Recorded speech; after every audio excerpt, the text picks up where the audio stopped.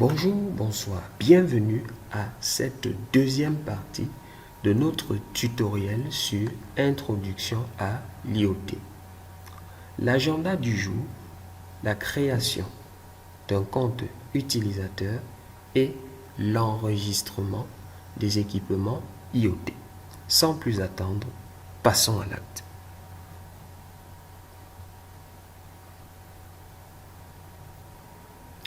Alors, pour créer un compte utilisateur, vous avez besoin, n'est-ce pas, du PC que voici. Cliquez du gauche dessus, allez à Desktop.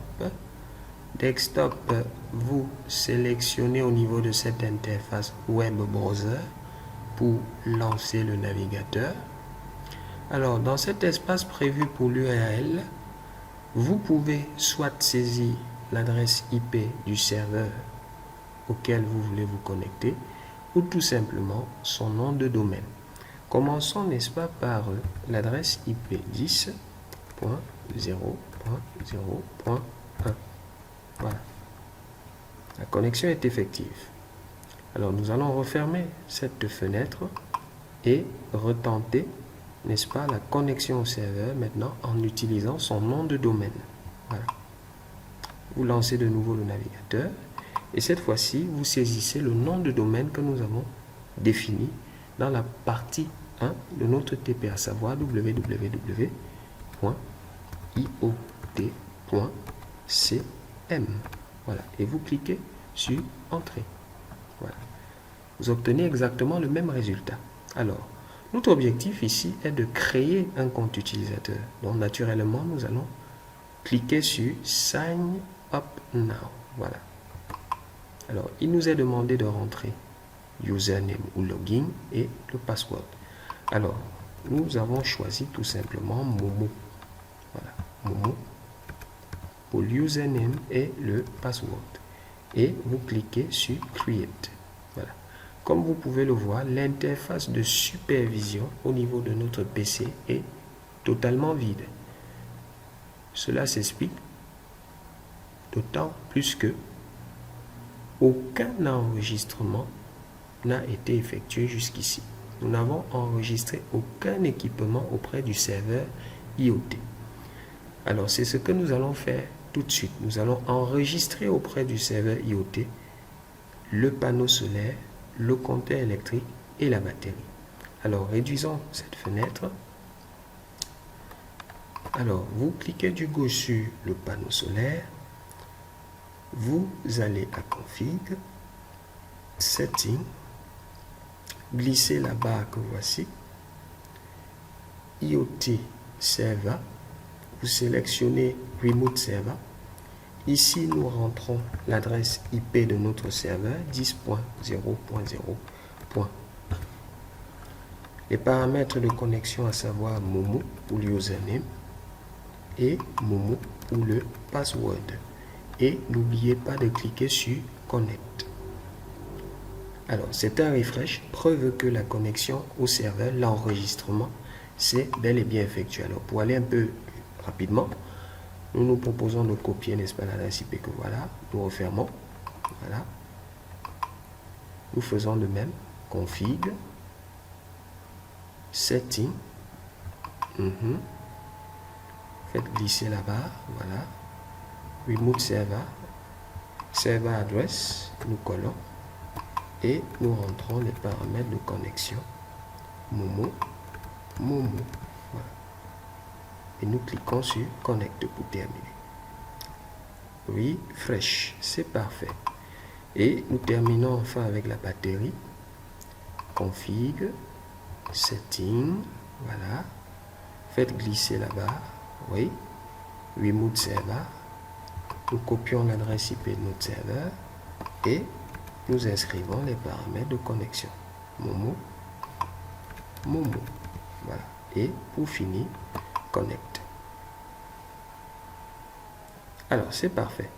À présent, nous allons nous assurer, en retournant, n'est-ce pas, au niveau de notre PC, pour voir si, effectivement, tout s'est bien passé. Alors, cliquez tout simplement du gauche Et comme vous pouvez voir, nos équipements IoT sont bel et bien là. Alors, le panneau solaire, et là vous pouvez consulter son statut. Voilà.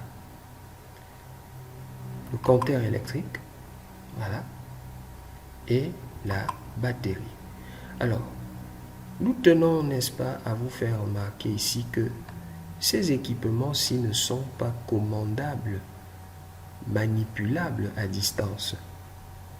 Ils vous permettent juste de connaître leur état, leur statut, que ce soit à la maison, que ce soit hors de la maison, sans toutefois à être près de l'équipement.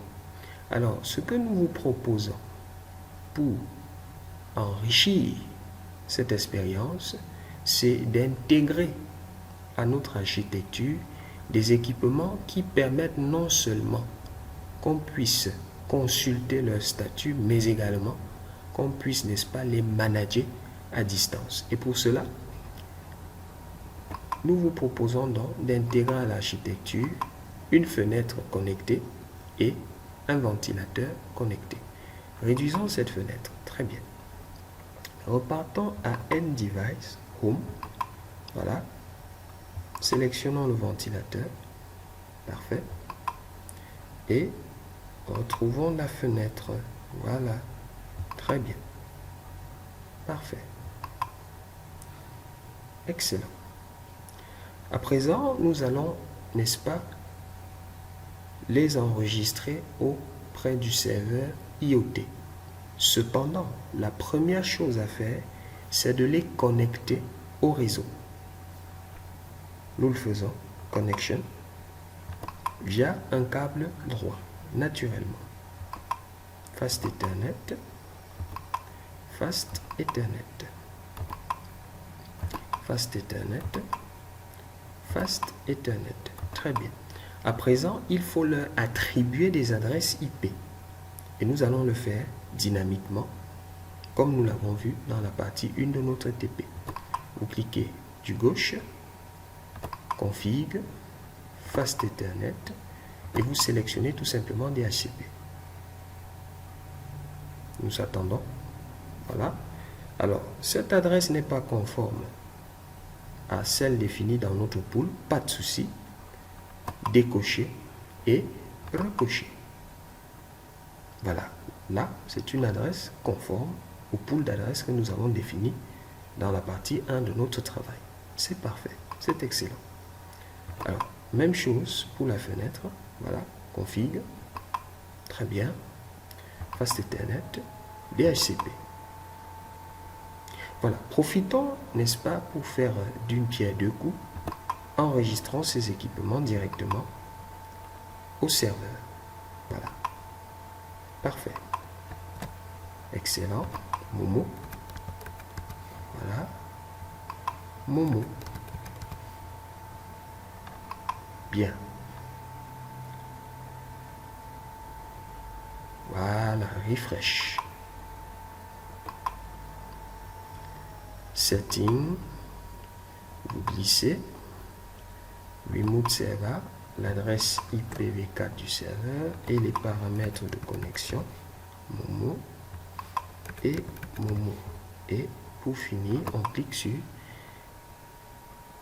Connect. Parfait. Allons à l'interface de visualisation. Alors, comme vous pouvez le voir, la fenêtre est là et le ventilateur aussi. Alors, si nous cliquons sur ce bouton, la fenêtre s'ouvre. Si nous cliquons par exemple ici, le ventilateur est en marche.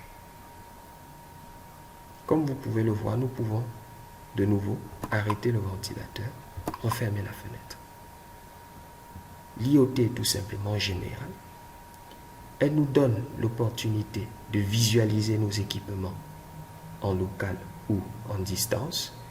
Et pour ceux d'entre eux qui sont commandables à distance, vous pouvez effectivement les manager. C'est le cas de ce ventilateur et de cette fenêtre. C'est à la portée de tout le monde. C'est simple. À bientôt pour la suite de ce tutoriel.